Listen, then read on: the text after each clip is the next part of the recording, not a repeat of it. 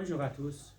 Dans cette vidéo, on va déterminer le domaine d'une fonction composée de deux fonctions.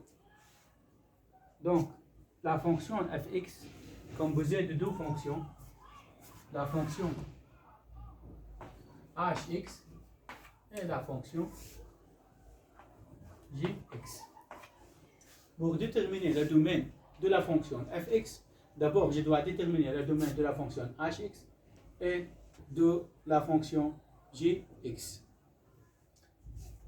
On commence avec la fonction hx. On va déterminer le domaine de cette fonction.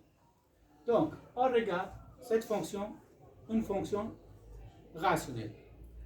Pour déterminer le domaine de cette fonction, je dois appliquer la condition d'existence d'une fonction rationnelle. Donc, la condition d'existence d'une fonction rationnelle, le dénominateur différent à 0. Maintenant, je dois résoudre cette équation. Donc, x moins 5 est égal à 0. Donc, x est égal à 5. Le domaine de la fonction hx est égal à tous les réels sauf 5. Pourquoi? Parce que le 5 qui rend le dénominateur est égal à 0. Donc, tous les nombres sauf le 5. Maintenant, on va déterminer le domaine de la fonction gx. Donc, on regarde la fonction gx, c'est une fonction rationnelle. Et dans cette fonction, il y a une fonction irrationnelle. Donc, d'abord, je dois appliquer la condition d'existence de la fonction irrationnelle supérieure ou égale à 0.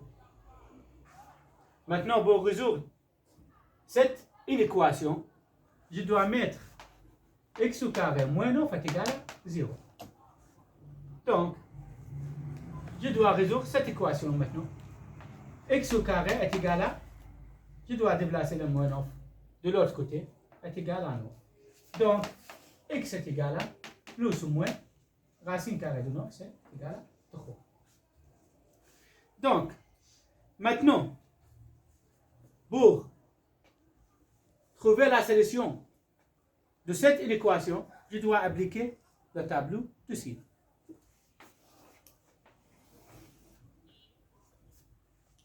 Donc, fx est égal à x au carré moins 9. Et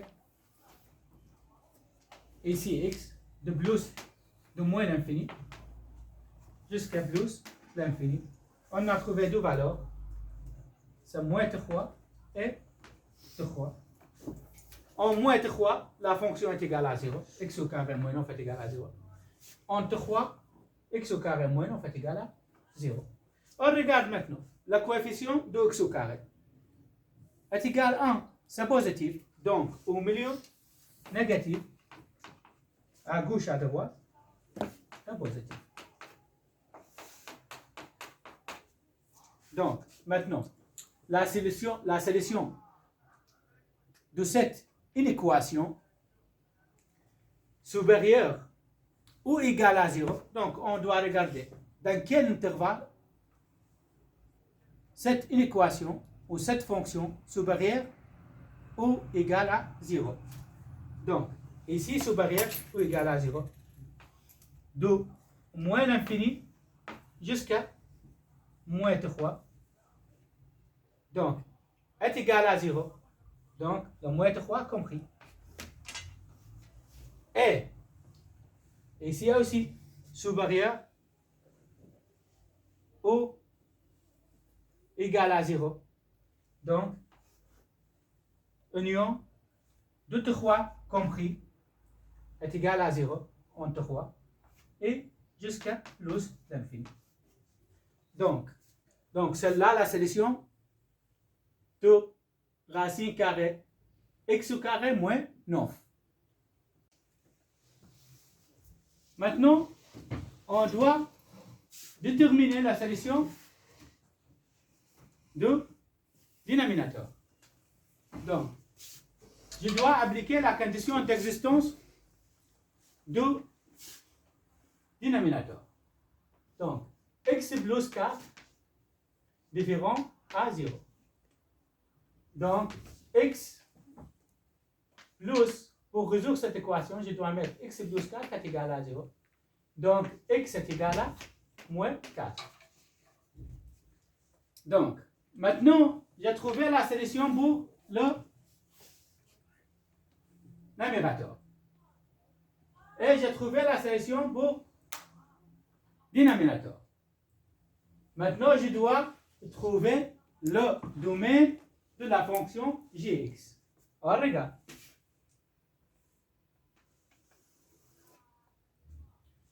On doit trouver le domaine de la fonction gx. Ici 0, ici 1, ici 2, 3, 4. 1, 2, moins 1, moins 2, moins 3 et moins 4.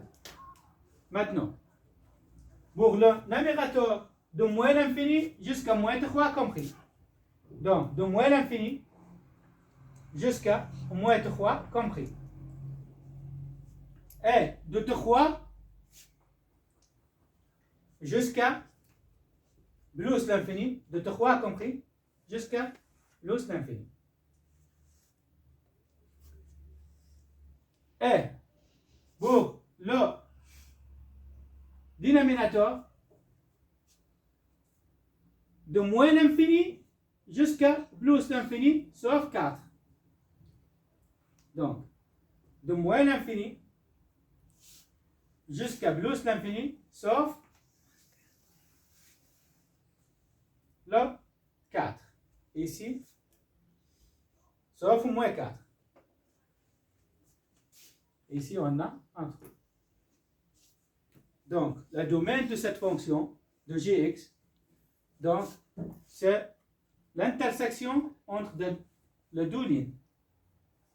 Donc, ici, ici, et ici, tout ça. Donc, le domaine de la fonction gx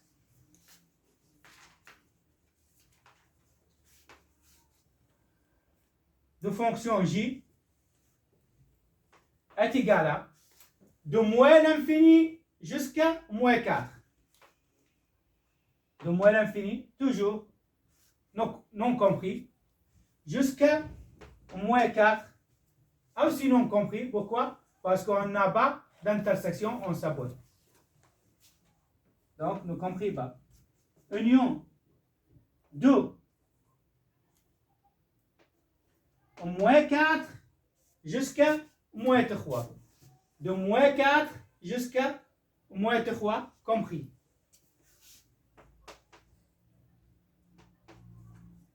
Union de 3 jusqu'à plus l'infini. De 3 compris jusqu'à plus l'infini aussi. Ne compris pas. Donc, maintenant, j'ai déterminé le domaine de la fonction gx et j'ai déterminé le domaine de la fonction hx. Maintenant, pour déterminer le domaine de fx, on doit déterminer l'intersection du domaine pour la fonction hx et pour la fonction gx. 5 et etc. Moins 1, moins 2, moins 3, moins 4, moins 5 et etc. Maintenant, le domaine de la fonction hx, tout la réelle sauf 5. Tout la réelle sauf 5. Donc, ici, on a le trou. Et le domaine de la fonction gx de moins l'infini jusqu'à moins 4, de moins l'infini jusqu'à moins 4, on a trop. Et de moins 4 jusqu'à moins 3. Après, de 3 jusqu'à plus l'infini. De 3 compris jusqu'à plus l'infini. Donc, l'intersection, ici, ici, ici, l'intersection entre les deux lignes, et ici. Donc, le domaine de cette fonction, de la fonction fx est égal à, de moins l'infini jusqu'à moins 4. Ne compris pas. Union de moins 4 jusqu'à moins 3. Compris. Et union de 3 jusqu'à 5. 3 compris. Jusqu'à 5 non compris. Pourquoi? Il y a un trou. On n'a pas d'intersection, il y a un trou ici. En 5. Union de 5 non compris jusqu'à plus l'infini non compris. Et on a déterminé le domaine de la fonction fx.